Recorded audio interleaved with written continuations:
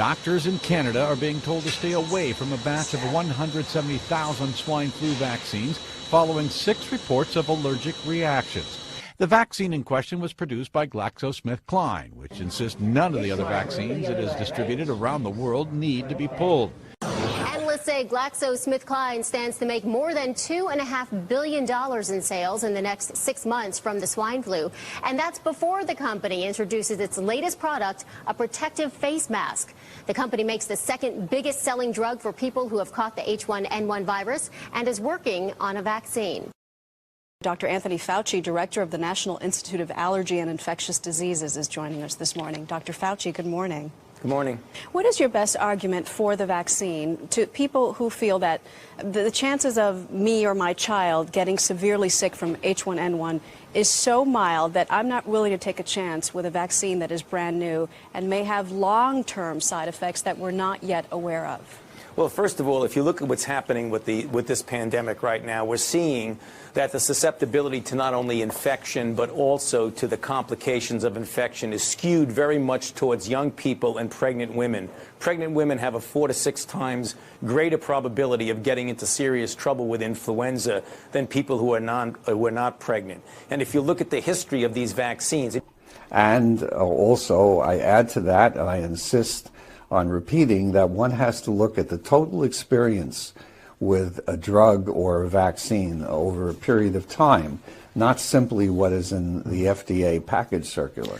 So are you saying that we should, instead of relying on clinical data, saline, inert placebo-controlled studies, we should just rely on the experience? Well, isn't it true that there's a lot of people out there?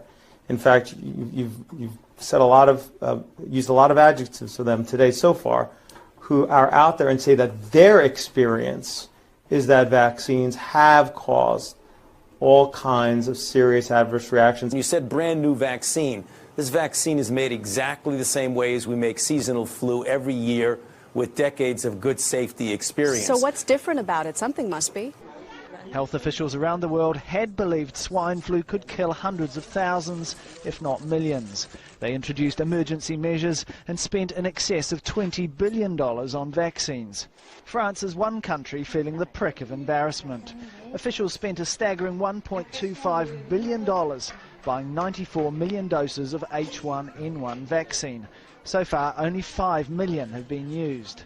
Now the country, like many others that bought big, is trying to sell off surplus stock. Never before the search for traces of a virus was carried out so broadly and intensively. Besides, many cases of death that happened to coincide with seropositive H1N1 lab findings were simply attributed to swine flu and used to foster fear. To foster fear.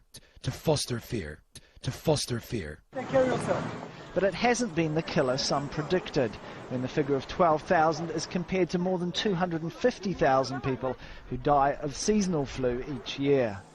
Dr. Vodag says the H1N1 vaccine was not sufficiently tested and was needlessly exposed to millions of healthy people. Drug maker GlaxoSmithKline have responded by saying, allegations of undue influence are misguided and unfounded. The WHO declared that H1N1 swine flu met the criteria for a pandemic. Change the definition of pandemic. Change the definition of pandemic.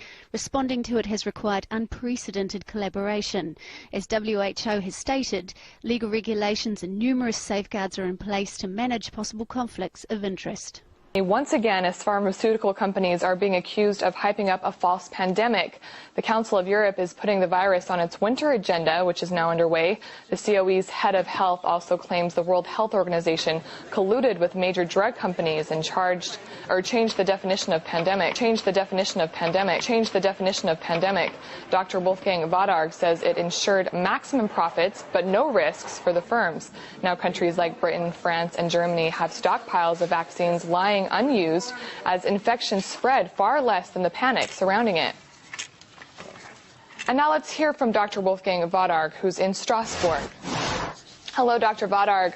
What's your evidence that drug firms created a false alarm over swine flu? The WHO has installed a private-public partnership with the pharmaceutical companies some 8 years ago. They started, and it seems that the pharmaceutical industry is has very successfully influenced the work, because they made a lot of profit with 2 false alarms of the WHO. First, it was the birds flu alarm, which never happened. Birds flu did not exist as a disease spread from one human being to the other. And the second now was the swine flu alarm, which was just a normal flu as we experience every year, even milder than most of the years. And nevertheless, they succeeded to make such a big marketing out of it, using scientifics who were at their hand and using our governments, impressing them that they made contracts with marketing commitments which cost us billions worldwide. Yes, the WHO had a definition of a pandemic, and a pandemic is something very special, which is big morbidity and a high mortality. And this was in the definition before, in 2004, 2005. You can read it in the WHO websites and in the papers.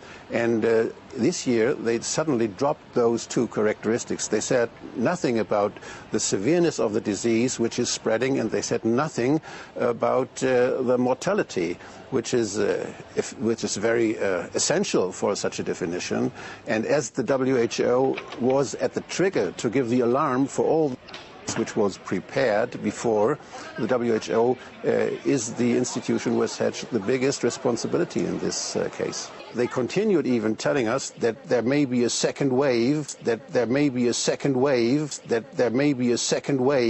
although some other institutions already had found out and had documented that, for instance, in Australia, where the winter is long over, there has been none, and there is no scientific evidence for a second wave, so they continue selling their drugs, and WHO helps them, and some national institutes do this too. And it is irresponsible, it's unresponsible, because people are vaccinated without and needlessly.